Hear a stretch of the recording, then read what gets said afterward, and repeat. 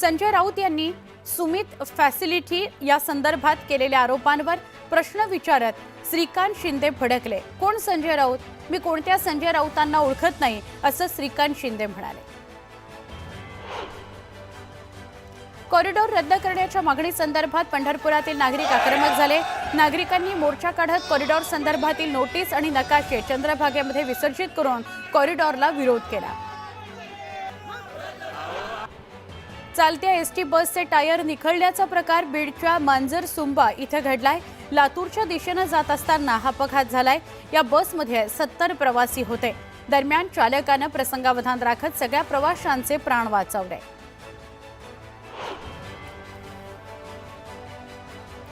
पुणे जिल्ह्यातील भोर तालुक्यातल्या नीरा देवघर धरणाचे 5ही दरवाजे उघडण्यात आलेले आहेत।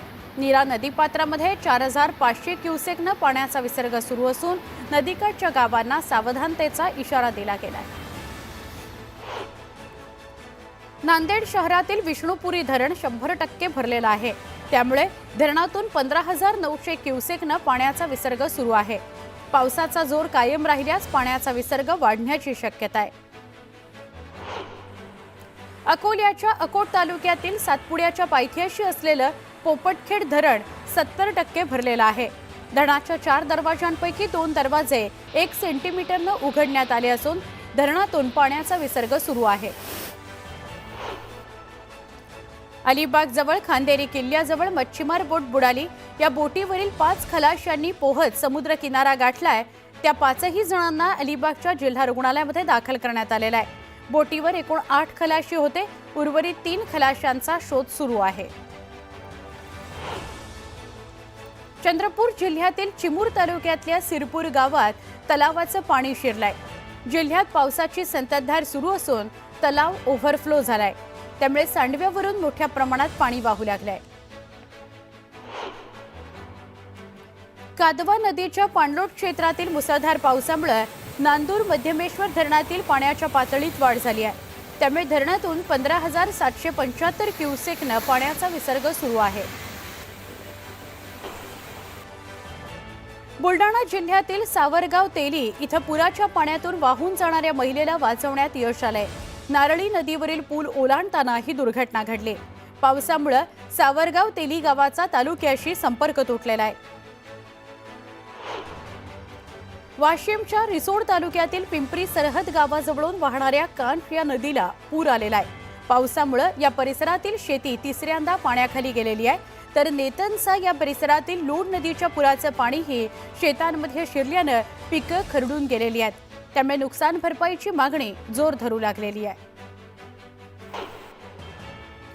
कांठ नदीच्या पुरामुळे वाशिम जिल्ह्यातील कोयाळी ते नेतनसा हा मार्ग बंद झालेला आहे। पुराचं पाणी शेतात शिरल्यामुळे नदीकाठच्या शेतीसह पिकांचं मोठं नुकसान झालेलं आहे।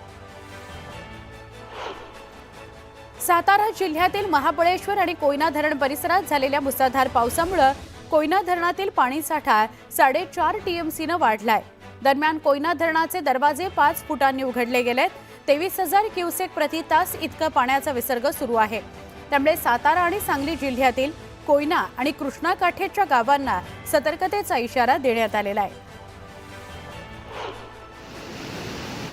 खेड तालुक्याच्या पश्चिम भागातील भीमाशंकर पट्ट्यात 2 दिवसांपासून पावसाचा जोर वाढलाय।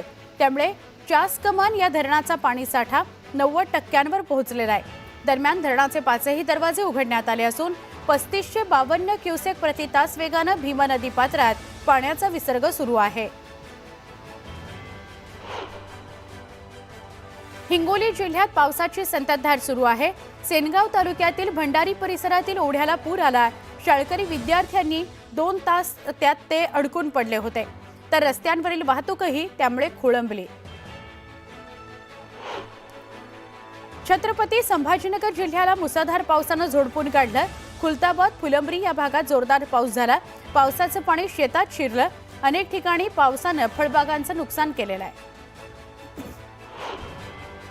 जळगावच्या चाळीसगाव तालुक्यातील पाटणा देवी परिसरात मुसळधार पाऊस झाला। पावसामुळे डोंगरी नदीला पूर आला। त्यामुळे पाटणा निवासींनी चंडिका देवीच्या दर्शनाकरता गेलेले अनेक भाविक अडकून पडलेले आहेत। नदीच्या पाणी पातळीत वाढ झाल्याने भाविक अडकले आहेत। धाराशिव जिल्ह्यात मुसळधार पावसामुळे भूम तालुक्यातील जवळा भाणगाव बार्शी हा मार्ग बंद करण्यात आला। तसंच दरेवाडी सावरगाव बार्शी रस्ता देखील बंद आहे। विश्वरूपा नदीच्या पाणी पातळीत वाढ झाल्याने हे दोन्ही मार्ग बंद करण्यात आलेले आहेत, तर आरसोली मध्यम प्रकल्पही ओव्हरफ्लो झालेला आहे। जालना जिल्ह्यातल्या मंठा तालुक्यातील तळणी परिसरामध्ये मुसळधार पावसामुळे नदी नाले दुथडी भरून वाहू लागले। तळणी तलाव ओव्हरफ्लो झाल्याने तलाव फुटण्याची भीती वर्तवली जाते। तलाव फुटला तर याला प्रशासन जबाबदार राहील अशी प्रतिक्रिया ग्रामस्थांनी दिली आहे। जायकवाडी धरणातील पाणी साठा 80% आलाय, त्यामुळे बीड जिल्ह्यातील गोदावरी नदीकाठच्या गावांना सतर्कतेचा इशारा देण्यात आलाय। गेवराई, माजलगाव आणि परळी तालुक्यातील गोदावरी नदीकाठच्या गावांमध्ये खबरदारीच्या उपाययोजना सुरू आहेत। नांदेड शहर आणि जिल्ह्यात मुसळधार पाऊस झाला। शहरातील नसरतपूर, नोबेल कॉलनी या भागातल्या अनेक घरांमध्ये पाणी शिरलंय। पावसाचा जोर कायम राहिला तर शहरातील अनेक सखल भागांमध्ये पाणी साचण्याची शक्यता आहे। भाजप आमदार विनोद अग्रवाल यांनी गुडघाभर पाण्यातून गोंदिया शहरातील नुकसानग्रस्त भागाची पाहणी केली। यावेळी त्यांनी नुकसानग्रस्त नागरिकांशी संवाद साधत नुकसान भरपाई मिळवून देण्याचं आश्वासन दिलं।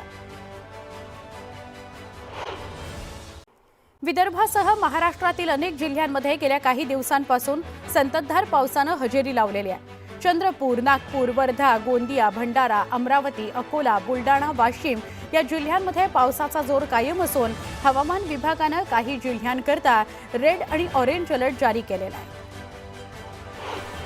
पूर नियंत्रणाकरता उजनी धरणातून भीमा नदी पात्रात पाण्याचा विसर्ग वाढवण्यात आलाय। 16,600 क्युसेक वेगानं पाण्याचा विसर्ग सुरू करण्यात आलाय।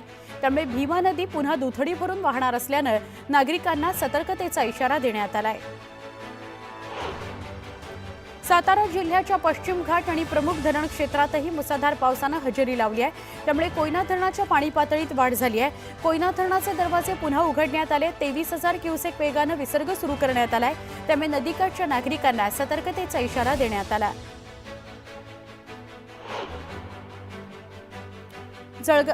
जळगाव जिल्ह्यामध्ये एक मन सुन्न करणारी सिरियल किलिंगची घटना समोर आलेली आहे। एका नराधमानं महिलांशी प्रेमाचं नाटक रचून त्यांचा विश्वास संपादन केला, त्यांच्याशी शरीरसंबंध प्रस्थापित केले आणि त्यांचा खून करून मृतदेह जंगलात फेकल्याचं निष्पन्न झालेलं आहे।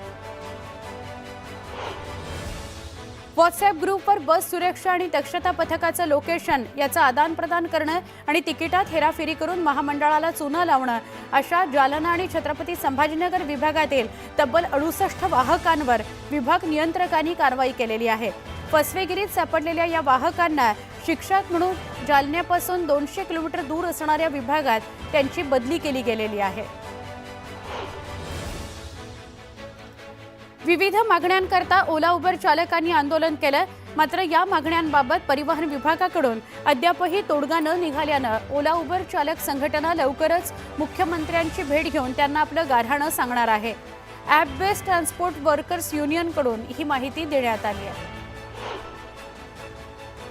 मुंबईतील फुटपाथवर होत असलेल्या अतिक्रमणाच्या प्रश्नावर उच्च न्यायालयानं गंभीर भूमिका घेतली आहे। फुटपाथ ही सार्वजनिक जागा आहे। ही जागा पादचाऱ्यांच्या वापराकरता आहे। या जागेचा खासगी फायद्याकरता वापर करता येणार नाही असं स्पष्टपणे बजावत उच्च न्यायालयानं एका पान बिडी स्टॉलच्या बेकायदेशीर बांधकामाच्या प्रकरणामध्ये पालिका अधिकाऱ्यांच्या चौकशीचे आदेश दिलेले आहेत।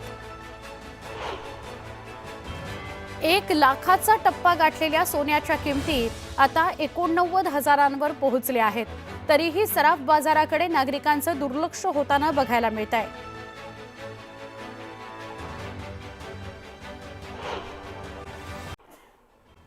छत्तीसगडच्या बिजापूर जिल्ह्यामध्ये पोलीस आणि माओवाद्यांमध्ये मोठी चकमक सुरू आहे। 3 ते 4 माओवादी ठार झाल्याची शक्यता वर्तवली जाते। बिजापूर जिल्ह्यामध्ये गांगलूर या जंगलात जवानांनी माओवाद्यांना घेरलं। या ठिकाणी दोन्ही बाजूने तुफान गोळीबार सुरू आहे।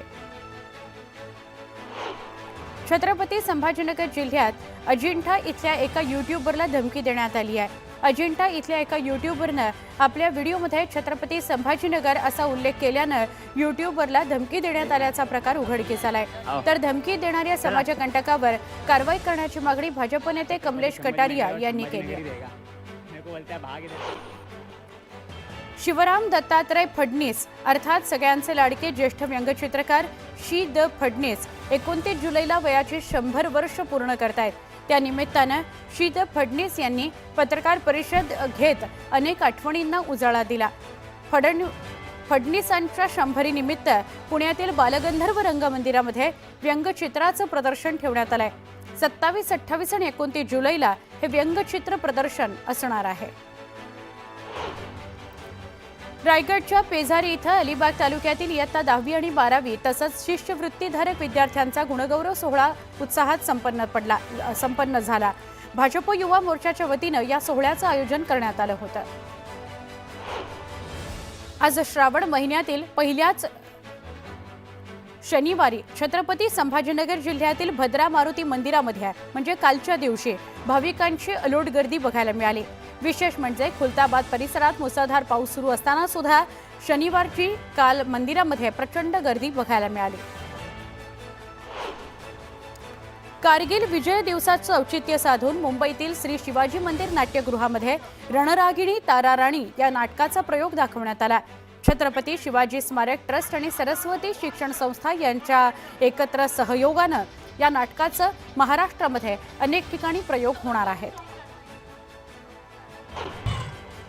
कारगिल विजय दिनानिमित्त अकोल्यामध्ये भव्य रॅली काढण्यात आली। या रॅलीमध्ये माजी सैनिकांनी सपत्नीक सहभाग घेतला।